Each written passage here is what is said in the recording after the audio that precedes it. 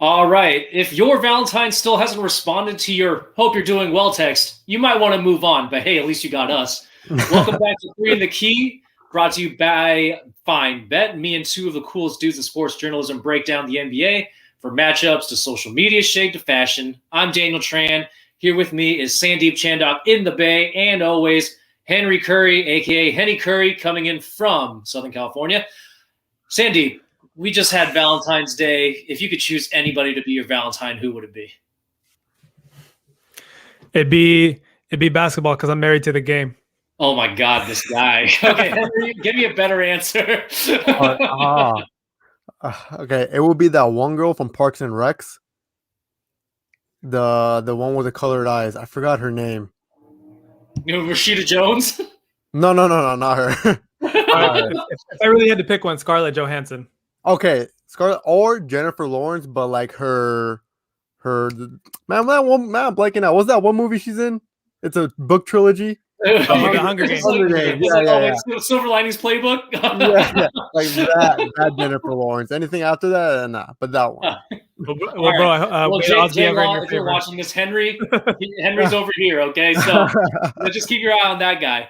But let's move on to the NBA, guys. So this past week we had Draymond Green. He finally made the headlines, and it was all over social media. But this time it wasn't for a clumsy game-winning attempt, and it wasn't for kicking somebody in the groin. So it's all good for him. Green sounded off in a press conference after playing the Cavs on Monday about the double standard on trade demand dynamics between players and teams. Basically, Green pointed out that the Cavs pulled Draymond from playing and put him in street clothes, basically embarrassing him in front of everybody. And nothing happens. Nobody bats an eye. It's just, a part of the game.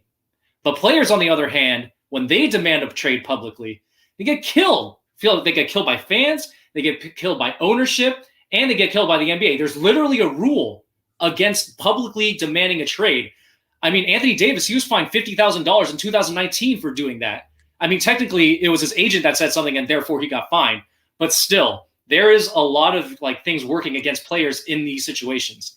And he punctuates the whole statement, Draymond, that is, by saying people put the onus on the players to, quote unquote, figure things out.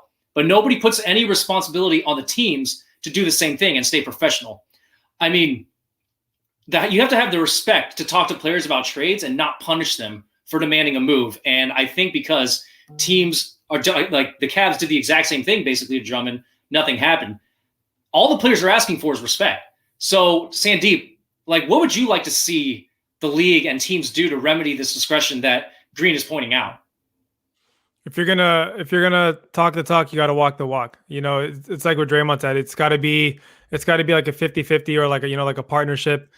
Teams and owners and the NBA needs to be held accountable just like players are, right? Because like you mentioned, Anthony Davis, when he publicly requested the trade, I think it was like $100K fine, just for requesting the trade. And but when a team wants to say hey, we're not gonna sit we're gonna sit this guy out because we're gonna trade him, how is that okay? It has to be the rules need to be fixed on that. It's not fair, and it's embarrassing for Drummond. And like Draymond touched on, it can take a toll on the guy's mental health, right? Or it's just his mental. It's like he's sitting on the bench and he's watching Jared Allen play, and it's that's the guy they traded for and is going to be your replacement. And it's basically saying we value this guy more than you do, so we're going to have you sit out because we're going to trade you. And it's not a beef between Drummond and Jared Allen. They know how the game goes, it's business and everything. But for Drummond, it's not fair. I think it's good that he's sitting out because you don't want him to get hurt either. And if a team doesn't want me, it's do I even want to play for them? I'd maybe even want to be hey, you know what? I'm not going to play if you guys are going to trade me, because then I don't want to hurt my value, right? If another team that does want to have me is willing to make a move for me. So the NBA definitely needs to do something to address this issue. And I'm glad Draymond brought it to light. Yeah, Henry, we see these trade demands happen all the time now. Fortunately, within the last couple of years, at least they have a little bit more power in that. But what can the league and the teams do to at least give them a little more respect? I think First of all, I think Draymond is one of the realest players in the league. He always speaks his mind, and for most of the time, I do agree with him. In this aspect, I agree with him 100%. I don't think it's fair to the players and their image and their reputation as players and as employees of the league. You are representing the NBA, but at the same time, the way the NBA treats their players is a reflection on them.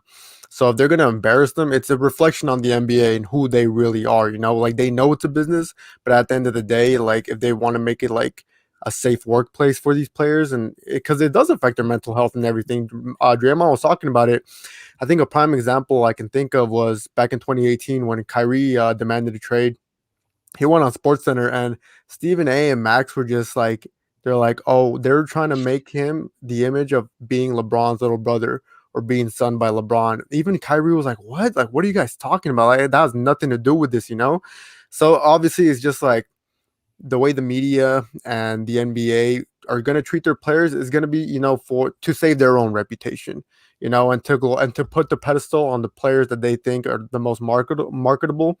And also, like, Andre Drummond is not the most marketable player, but he's a force in the league, and like at the end of the day, they're people too. They don't deserve to be embarrassed like that. For a tangible solution, I can't really think of one. Just for the NBA, putting out a statement just saying like moving forward, dealing with players announcing that they want to be traded publicly, we're going to treat it the same way as if when we announce it, have a double standard and stuff. And hopefully the league can learn from this because more players are speaking out now. I think we're going to like a realm in like NBA era where players don't hesitate anymore to like say things. So I'm happy to see that, but I also want to see actual change like within the league. Yeah, and I agree. When it comes to players versus management, in my eyes, you always have to side with the players. I like that's just my kind of philosophy. And with Draymond Green saying this, at least it puts a little bit of the responsibility on the league to react to it, because the league and the teams, they're making millions and upon billions sometimes on these players' backs. So the least they can do is communicate with them, as well as allow the players to communicate with them their demands, right? It's all about communication. This is like a relationship. It's a marriage. No matter how you look at it, you have to be able to communicate effectively in order for both sides to be happy. And if the league wants to punish players for demanding trades, they have to punish the teams for purposely pulling a player out of a game and embarrassing them in front of a national audience. That's just full stop what it has to be. And, if Draymond putting that great Michigan State education to good use. Don't tell our friend Suichi that. Suichi's a graduate of Michigan State, but great guy. And I think he's really articulated the frustrations that a lot of players are feeling, especially when they want to trade and they're being respectful about it. We're talking about education right now. Let's talk about Duke. Duke, they're dealing with something also in college basketball. Jalen Johnson, who was the number 3 recruit in last year's top 100 in ESPN, he's getting a crash course on how to deal with his every move being blown up and scrutinized at a microscopic level, because he announced that he was going to stop playing for the Duke in the middle of the season and prepare for the NBA. I thought it was fine, but old media came in hot with the takes. I mean, they're saying he quit, that he didn't follow through with his commitment with the team. And let's be honest, dude, if there wasn't a rule for the NBA saying that he can play, like until he's 1 year removed from high school, he'd be playing in the league probably. So this is the position that the rule has put players in when they're going to college. It's like they have to, like when things are going bad, they have to make that choice. Keep playing for a team that isn't paying them to put their bodies on the line and put their future on the line, or stop playing and stay healthy enough to make millions but get killed by everybody. So if it were me, I'd be choosing the millions, and nobody should criticize these kids for making the same exact choice. I mean, coaches quit on them all the time, right? So, I mean, the kids, if they want to look out for their own financial stability in the future, I see no problem with that. But Sandeep, you heard that whole story kind of happening. Do you think that the criticism of Johnson is fair, saying that he quit? Yeah, I don't think it's fair to say he quit. Like, he made a decision that's best for himself at the end of the day. So people who think he quit, look, I get it. Like, he got a scholarship, he got a full ride from Duke. That's like a I guess you're going to call it like a privilege, right? Like he got the scholarship, he earned it, and it's like you're supposed to carry out that commitment. Shout out to my boy Abdul, he tuned in, asking us a question right here. But yeah, like if if you're going through, people are going to say like you should go through with the commitment, play through the whole season, but for the longest time, players, athletes in college, and kind of as we were talking about with the NBA, like we're all controlled by the system, right? NBA runs things, the NCAA runs things, and then even on the more general scale, like the government runs things, right? We're always getting people like us, the citizens, the small guys, always getting played by the system. What Jalen Johnson did is said like, no, like I'm the system. I'm going to do what's best for me. Yeah, I got the ride, but I earned that ride, and now I have the right to make that choice. If he thinks that the best decision for him is to stop playing and just maybe get his workouts in, do training, and prep for the NBA, then props to him. Because at the end of the day, his body is his investment, right? If he gets hurt, it could drop his stock value in in the NBA draft. He might not be able to play. What if he gets knock on wood? What if he had a major season-ending injury and he were to miss a season? Things can change. He probably thinks that right now my stock is at an all-time high. I'm playing really well. I'm going to be a lottery, if not like a top 10, top 5 pick, right? So props to him. People who are saying he quit, sorry, he didn't quit. He did what's best for him, and you'd be foolish not to do the same for yourself. Yeah, and to answer Abdul's question, the soonest that they can make money is next year during the 2021-2022 season. So that hasn't kicked in for him yet, which is probably why he kind of stopped in the middle of the season and was like, listen, I'm going to concentrate on the thing that can make me millions instead of the thing that's paying me zero right now. So Henry, when you heard this happening, did you think that Johnson was getting a fair shake, or, was the criticism fair? I mean, he did sign paperwork that said he was going to, finish out the season with Duke, and then, he can do his own thing. But when you heard the news, did you kind of side with the people that were criticizing him or not? No, and I was actually happy to hear the news because I think that just shows the direction that the NCAA is going, because too much has surfaced in the NCAA and their exploitation for their players in terms of profiting off them, their names, their likeness. We saw Zion was probably the most marketable player in the last 5 years for the NCAA, last 5 to 10 years. Probably the last 20 years, dude. 20 years. And the way the NCAA knows that and is able to profit off those student athletes, it becomes exploitation, because ultimately their profit stems off from those players. So once people started realizing that, they're like, hey, this isn't right. And the G League, their new Ignite team, is now the segue from going straight to Division I college sports to the G League in order to prepare for the NBA. Those are all a bunch of younger athletes that are already in the G League. They skipped college basketball. And I honestly think the next 3 to 7 years, we're going to see that trend just keep getting bigger and bigger and bigger. There's going to be people, or there's going to be top athletes from the nation that are going to be like, I don't want to play for, Division I college. I want to go straight to the G League, or I want to go straight to this, or go play over. Yeah, and get paid. Yeah, especially for the athletes that go from high school straight to overseas. They know what they're doing. First of all, that's an investment for themselves. Nobody can criticize what you're doing for yourself. Whether you sign paperwork or not, screw that, honestly. But I think the NCAA is now realizing that they're losing power. And honestly, that makes me happy because I hate exploitation. And man. That got to come back to, it's it's going to force the NCAA to do something, and that could end up being we got to pay our athletes, right? Yeah. Hopefully that ends up being the case. We might still be a couple years away from that, but like you said, if more players start doing this, skipping college, going to G League overseas, it's you got to put your money, or put up or shut up.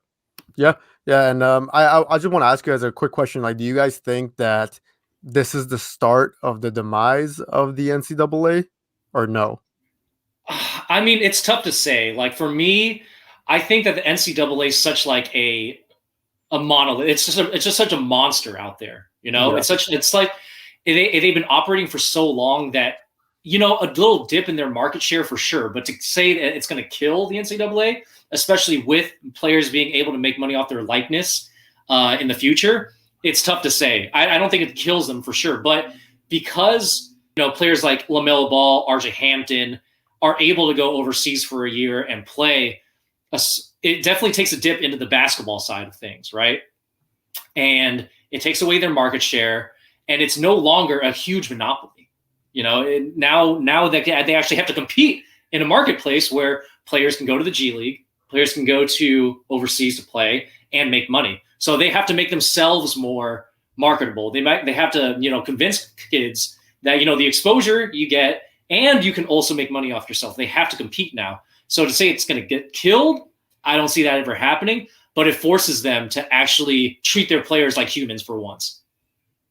Yeah, to address the question by Abdul, like, did the NCAA almost shut down because of COVID? I don't think it ever got close to that point. Like the NCAA, like obviously they carried out their football season, right? Basketball is still going on. There's some other sports and other the minor conferences, like the Mountain West Conference. They're not doing some of their sports, but as a whole, like the NCAA will never do that because there's too much money on the line, and they already lost by not having the March Madness tournament last year. I think they lost like $500 million to maybe like $1 billion, because that's one of their biggest, if not the biggest, revenue generator for them, right? And I think that's the only thing that some of these kids coming out of high school, will look forward to or will consider when it comes to deciding whether to play overseas or in college. It's March Madness, because that's where players can pump their stock up in a matter of a few weeks. Guys could go on a hot run, and next thing you know, a guy you didn't even know about is going in the first round of the draft. Like Dante DiVincenzo, guy I kind of had an idea of who he was, but he showed out in the Final Four, won the most outstanding player. Next thing you know, he's like a lottery pick. So that's the one thing that NCAA has the upper hand on, is that it does have the marketability, the big platform. But guys are looking to get paid now. So, and the G League is growing tremendously, and they have their bubble going on now. And like Henry mentioned, the G League Ignite team has some very elite players on it, and it's only going to continue from here. Yeah, I kind of want to pose this question to you before we kind of move on. I think all three of us are in agreement that the NBA should revert their rule back to the high school rule, right? Where they allow kids to, make the decision whether they want to make the jump or not. So my question to you guys is, what's stopping the NBA from changing the rule back to allowing high school graduates to get drafted? Sandeep, you first. Well, that's now that they have this G League thing, it makes things interesting, right? Because now you can filter players in to your system pretty much, and they can go to the draft after, a season or so. But I think plus here's the thing too, is the amount of talent in basketball at such a young age now is way higher than it was years ago. You guys see videos on Twitter and Instagram, YouTube highlights, kids in middle school are dunking already. They already have the step back in their game, the Euro step. It wasn't like that years ago. Even when I was playing basketball in high school, there were some good kids, of course, but kids could dunk, but they weren't doing all this step back Euro stuff. Kids are talented now, and there's some guys that are 18 years old, and they're you're dude, this guy could play in the league. Zion could have came out of high school, and that 1 year at Duke, honestly, it just put him on the map a little bit more. But we already knew who Zion was, and I think what he's doing now, he could have been doing it right out of high school, And if these guys are talented enough, let them put their name in the draft, and if they don't get drafted, let them have the option to either go play in the G League or then play in college. I think that's the best way to handle it.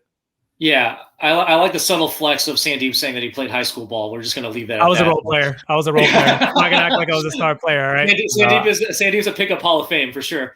I've been told I play like Draymond Green. Okay, so I'm gonna take that. All right. Well, I'm not going to play against you then. Okay. But Henry, what's stopping the NBA from bringing it back? Because it seems like there's almost a majority decision to be listen, you got to let the kids make a decision, because they're making 18 years old making decisions to go to the military and sacrifice their lives for their country. Right. Might as well make that choice. Yeah, if they can, right?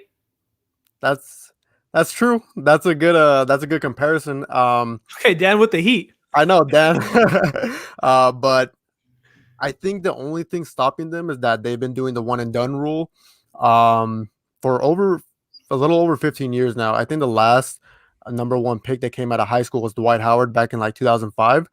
And then after that, the league was like, mistake me if I'm, or correct me if I'm wrong, but it was after that the league decided, no more I think kids Andrew coming out. Bynum. I think Andrew Bynum was the last Was it guy. Andrew Bynum? Yeah, Andrew Bynum was like the last top tenor for sure. No, see, and Andrew Bynum was he was the youngest player like in the NBA for like, I don't know if that record still holds, but he was like 17 years and like whatever amount of days, and like, wow, this guy is young. He's not even old enough to sign his own paperwork or to sign. He needed his parents to co-sign his stuff. So I think the league recognized like, okay, we can't get these guys that are like barely growing chin hair, like I think we need to let them develop at least one more year. I think that's and I don't argue with that. Like I think players can still come out of high school. Yeah, I think Mikey Williams, he's a huge name in high school basketball. He's doing some amazing things. I think by his senior year he's going to be NBA ready, but I think players at this day and age need that one more year of development at least. If it's G League, if it's college basketball, I know we're shitting on college basketball right now, but I think that's the only thing. Like now, like this rule has been in place for more than a decade. It's like we can't really go back on this now, and we've seen the success that's come with it. But am I all for it in terms of seeing these kids come out of high school? Because some of the best players came right out of high school, like Kobe, LeBron. Like, come on. So, and they didn't want to, waste a year in playing Division I basketball. That's like kind of superficial to them. Because they know they're getting drafted, they know their draft stock coming out of high school. So I think for those players, like instead of only going to apply to like 99.9% of guys are not going to be able to come out of high school, right? It's like the two guys you just mentioned, Kobe and LeBron, are like two of the top 5 players of all time. They're generation, like once in a generation type of players, right? So you might see only one guy per draft, maybe in high school that actually gets drafted, but I think they at least should have the option to like come out of high school, Yeah, well, that's true. I mean, let's talk about one player that probably could have come out of high school. I mean, guess who's carrying a team again? With Durant out and with Kyrie out, Harden went back to his high usage numbers again and put the Nets on his back, and they came out with a win. I mean, they were down by 12 at the start of the fourth quarter against the Suns, and they mounted a furious comeback, and Harden led the way. In the last 4 minutes and 37 seconds, Harden either scored or assisted on 18 of the team's final 20 points. I mean, crazy amount of domination. And it's not like we haven't seen it before. He carried the Houston Rockets for years. And, I mean, he's shown what he can do with Kyrie and Durant separately. He can work with all three. He's shown that as well. But I have to ask you, Henry, is Harden the most valuable asset on this team? Honestly, after seeing his 38-point performance against the Phoenix Suns, and the Phoenix Suns, they're no scrubs anymore. They have CP3, they have Devin Booker, they have a solid team in the West. For him to do that, carrying the load, because the Nets don't have any depth outside of, Joe Harris, or outside of, the big three and Joe Harris, like, and DeAndre Jordan somewhat, but James Harden had to carry again, I guess you can say another version of the Houston Rockets before CP3 came. It was kind of just James Harden himself, and he showed he can. First of all, for the people that forgot that he can score, he probably is the best scorer in the league still, even though his usage rating is down. This game has showed the value of James Harden in his new role and the way he can step it up when KD and Kyrie is out. And we all knew that was going to happen. We all knew there was going to be games where Kyrie's out, where KD's out for X reasons. So James Harden knew he has to step it up. Because if he lost this game and if he put up subpar numbers to what James Harden can do by himself, he was not going to hear the end of it from like the media and, just the circles around him. So I'm glad that he had this performance, especially against a contender, because it just goes to show that the Nets really are a contender, that they have three MVP level guys that are capable of carrying a team all by themselves. And I don't know if I will call him the most important piece, but Sandeep, you answer that question for me. I can't answer that one. So I think he is the most important piece because, to me, KD is the best scorer in the league. Not, it's not Harden, it's not Embiid, it's not LeBron. To me, it's KD because he does it with the efficiency. He can get to his spots, and he can shoot over anybody. Like, he's unguardable, right? And Harden, you can say that too. But the thing with Harden is, especially once Kyrie told him, like, hey, like, you run point guard, like, I'll play shooting guard. Like that's very important because Harden is the best playmaker on the team.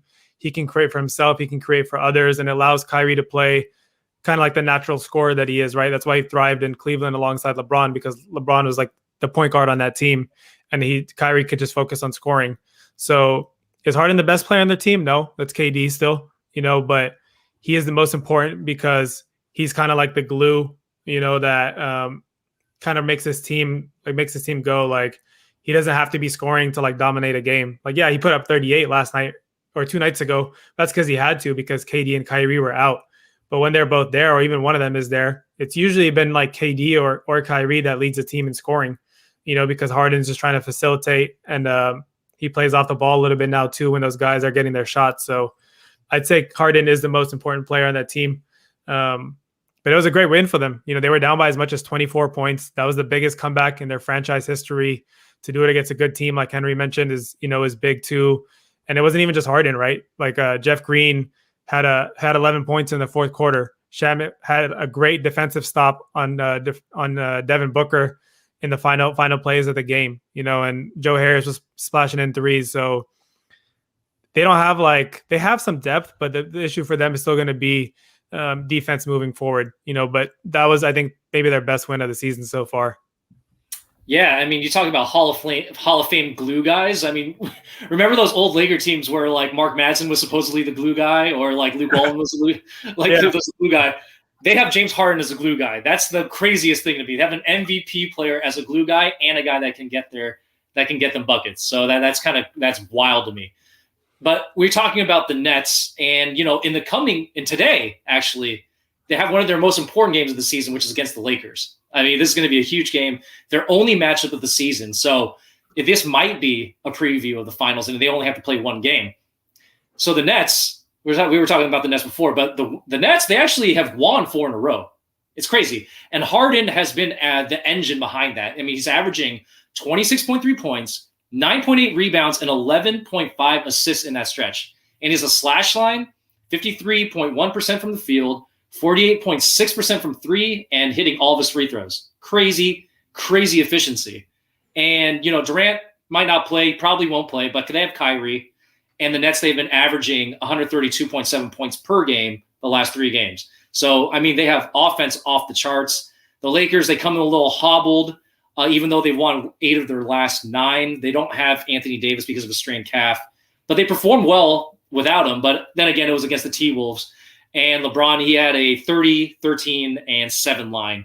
Sandeep, I'm watching this game. It's going to be wild, I think, to watch LeBron James go against those 3 monsters, or like at least 2 of the 3 monsters on that team. What do you think is going to happen? I think the Lakers are going to show why defense is so important in the NBA. I mean, they're one of the top 3 defensive teams, if not the number 1 defensive team, I think, right now in the NBA. Even without AD, they have guys that can fill that role, right? Like Kuz, Montrez, Taylor Horton-Tucker, Markieff Morris. It's going to be a committee effort. So, but they have good individual defenders that can, that can put in front of Harden and Kyrie. I think it's going to be a close game. I don't expect a blowout because obviously you got Harden and Kyrie on the other side. And that team is hot, like you said, right now, 4 in a row. And it's the Nets and the Lakers. Like they're going to want to come and play. Like, you're coming into play the champs. Like, you want to put up a fight, right? And show them like, hey, like, you might be seeing us come summertime in a 7-game series. And if they, for the Nets, like, imagine if they come out and get this win tonight, even though AD's not playing, for them to come out and get a win without KD is going to make a statement. So yeah, this game is big for them.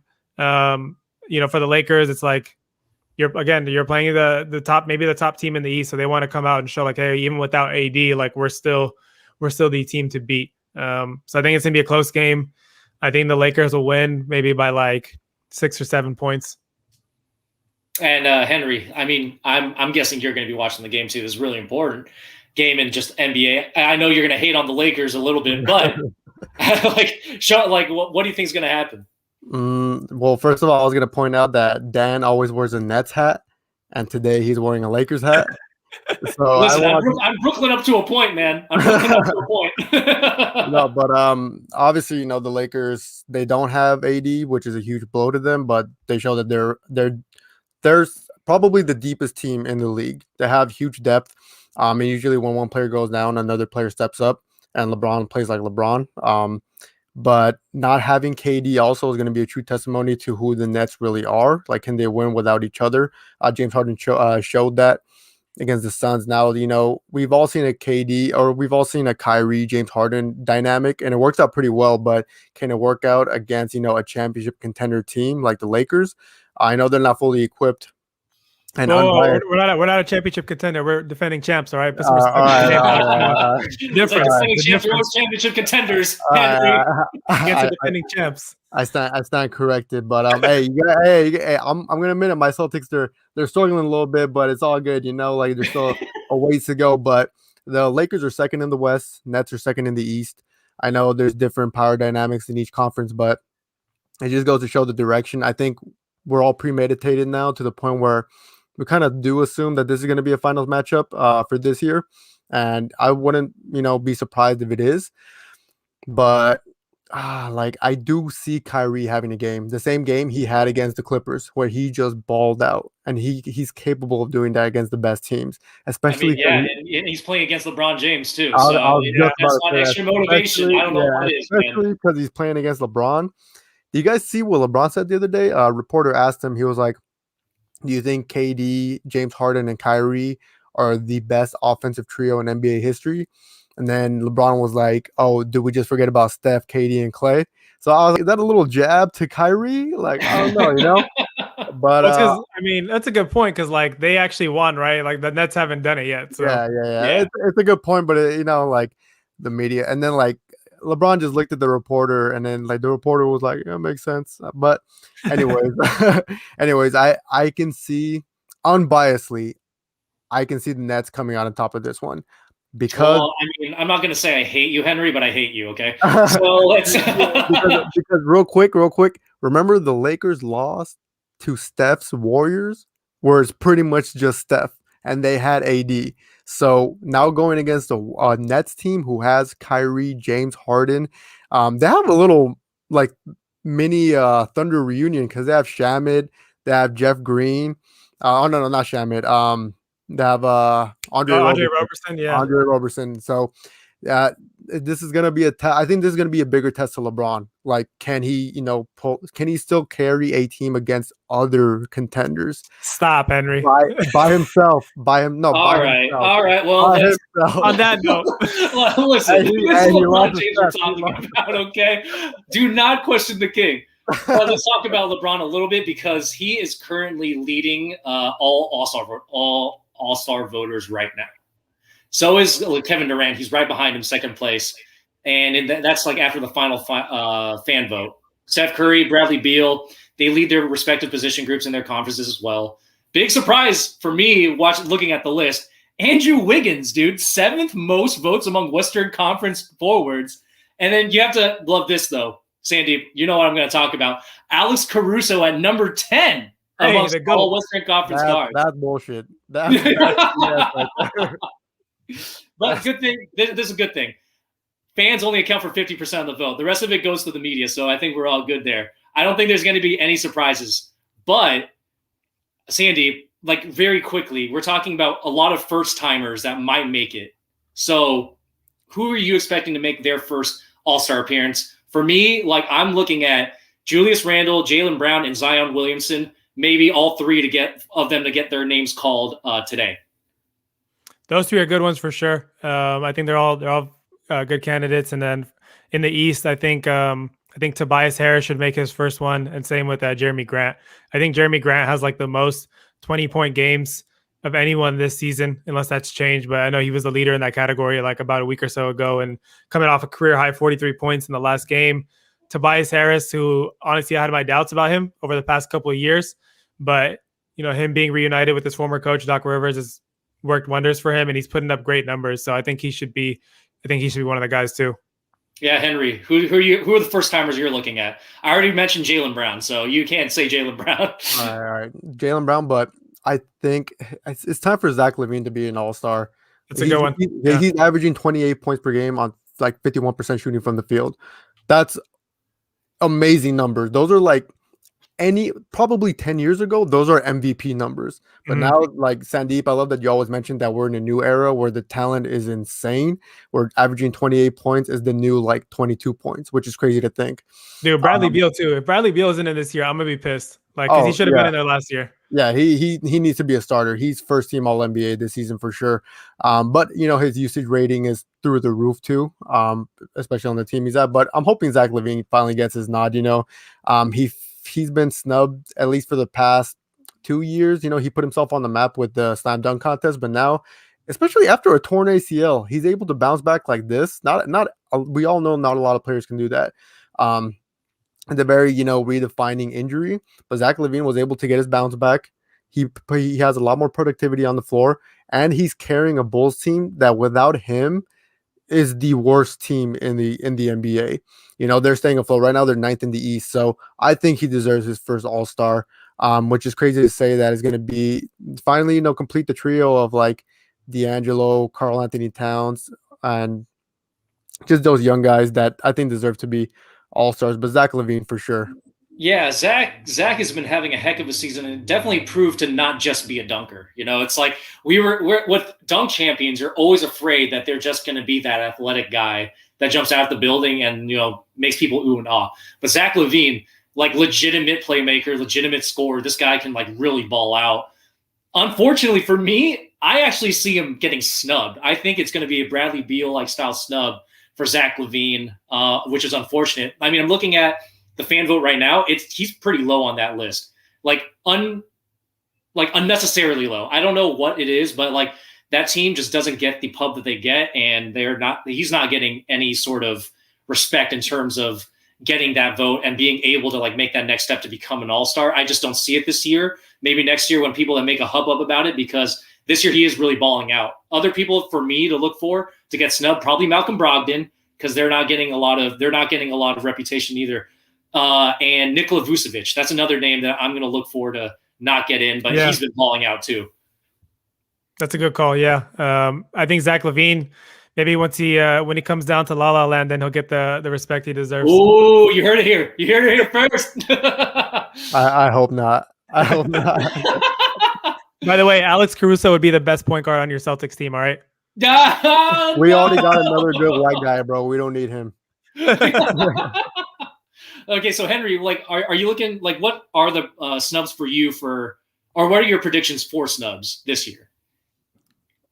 For snubs, De'Aaron Fox. De'Aaron Fox. I would have to be, man, I had a list yesterday. Like I made that whole list. I accidentally put Zach LaVine as a starter in the East and I forgot about Giannis. So I'm going to scratch that. But forgot the 2-time MVP. No big deal. Yeah. But for notable snubs, it would have to be De'Aaron Fox. Ben Simmons. Probably Trae Young, because the East is stacked. The East is actually like has a lot of depth that Trae Young unfortunately didn't make my list, which was like disheartening because he's a very, very talented player, all-star caliber. He was a starter last year. And I guess I would have to say, I guess Caruso is going to get snubbed because he has, he's top 10 in voting, but he's not going to make it. So. Shut up, Henry. Yeah, I guess that counts. Henry has put enough Laker hate for us to end this show. Okay. That's it, folks. This episode, the 10th episode, actually, congratulations on 10, guys. The 10th episode of 3 in the Key is over. Thank you for listening. Be sure to catch us next Thursday and look out for our